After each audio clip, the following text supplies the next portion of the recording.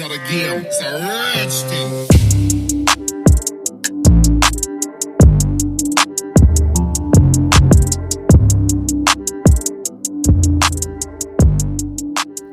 When we subtract fractions, you'll see that a common denominator is important as well. Let's take the question 4/5 subtract 3/10, or take away 3/10 from 4/5. So you get your 4/5 out and you think to yourself, there's no 3/10 here. How do I take away 3/10? Well, the key is to find a common denominator or an equivalent fraction. So I know that exactly the same as 4/5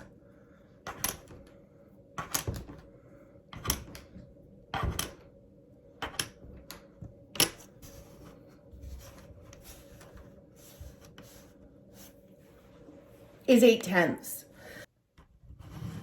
Once we see that 4/5 is exactly the same as 8/10, we now easily can take away 3/10.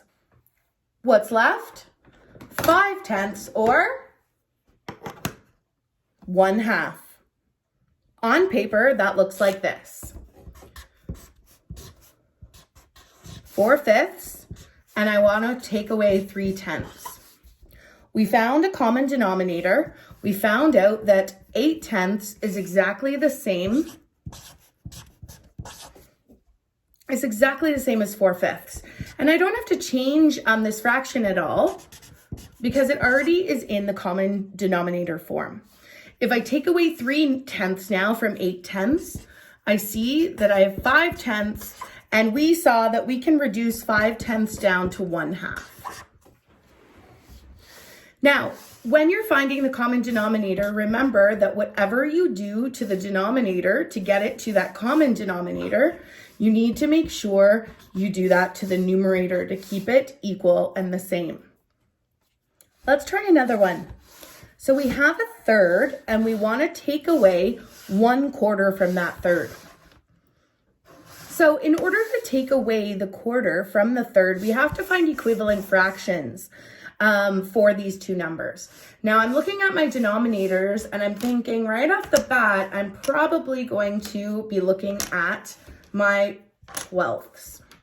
So when I put my 12ths up to my 1/4 and my 1/3, I can now easily see that 1/3 is equal to 4/12 and 1/4 is equal to 3/12.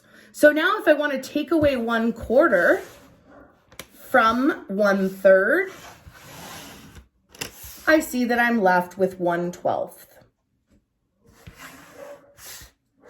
Taking a look at that on paper, I have 1/3 and I want to take away 1/4 from that. Now, one of the typical errors students make is they try to subtract the numerators and subtract the denominators, which of course we know is not going to work because 1/3 and 1/4 are two completely different sizes. So we are finding our common denominator, and we found that 12 works as our common denominator. In order to go from 3 to 12, I have to multiply by 4, so I have to do the same to the top. In order to go from 4 to 12, I have to multiply by 3, so I have to do the same to the top. Now, keeping in mind that we're subtracting, always double check that sign. If I have 3/12, I want to take my 3/12 away from my 4/12, and I end up with 1/12 left over. So let's say I'm working with a question that is 3 wholes and 1/5, and I want to take away 1 whole and 3/4. Now, you'll remember in our addition video, one of the suggestions is you could add the whole numbers, then add the fractions. Well, the same goes for subtraction as well. You can subtract the whole numbers, which this is easy, and then subtract the fractions. However, this question poses a problem. If I have a 5th and it's asking me to take away 3/4, I can't very well do that because a 5th is much smaller than 3/4. So if I wanted to do that, I'd have to take away one of these whole numbers and get my 5/5 that would represent a whole,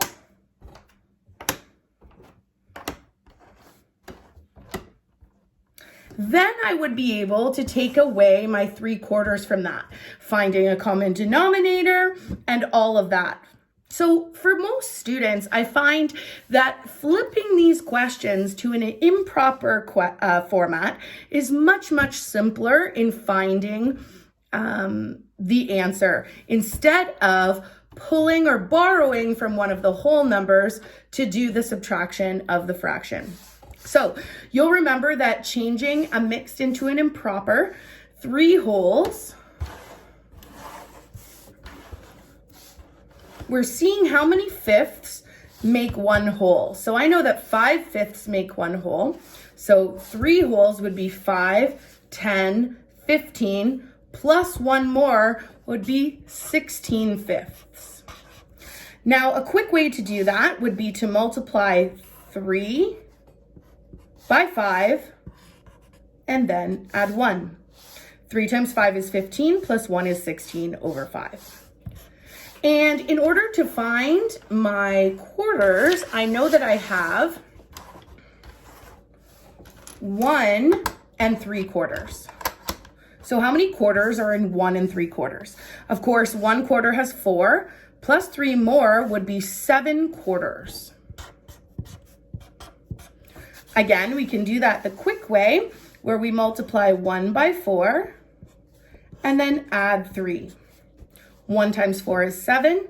1 times 4 is 4, plus 3 is 7. Now we can find our common denominators and then subtract.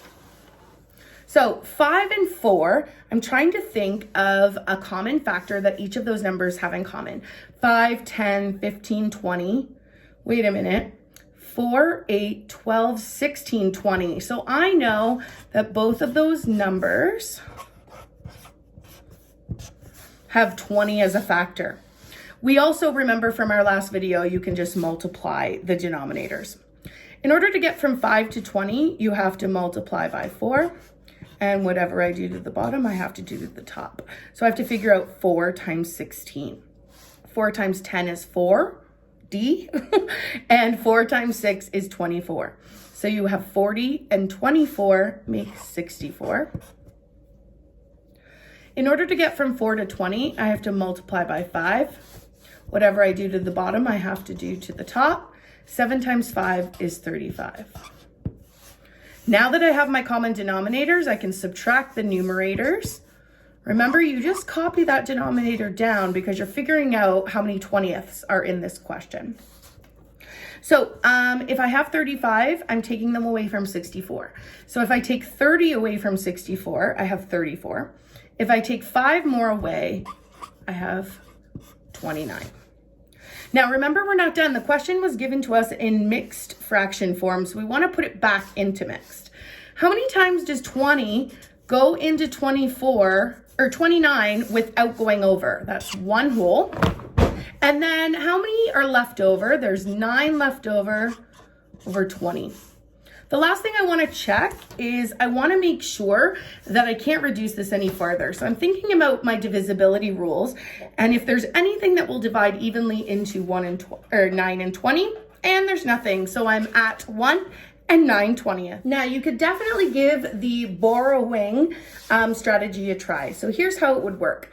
If 3/4 is too big to take away from 1/5, we have to get more fifths. So I know that there's 4 fifths in 1 whole. 5 fifths in 1 whole. So if I am going to take away this whole number, 5 fifths plus the one that's already there would give me 6 fifths.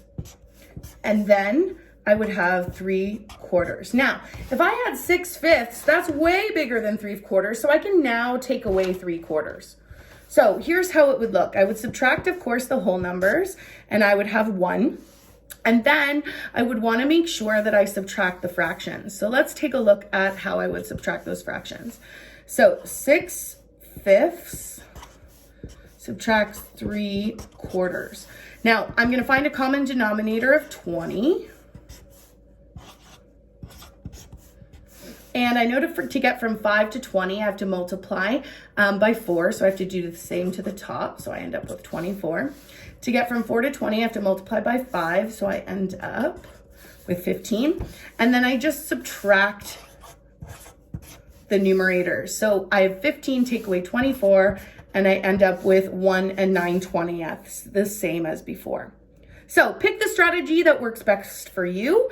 Turn it into improper, subtract, and then turn it back into a mixed, or try this method where you subtract the whole numbers, then subtract the fractions. But be careful, make sure the fraction is big enough, the first one is big enough to take the second one away from it.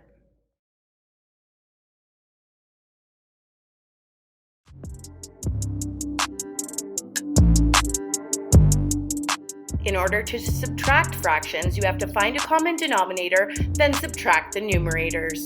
Remember, whatever you do to the bottom, you have to do to the top.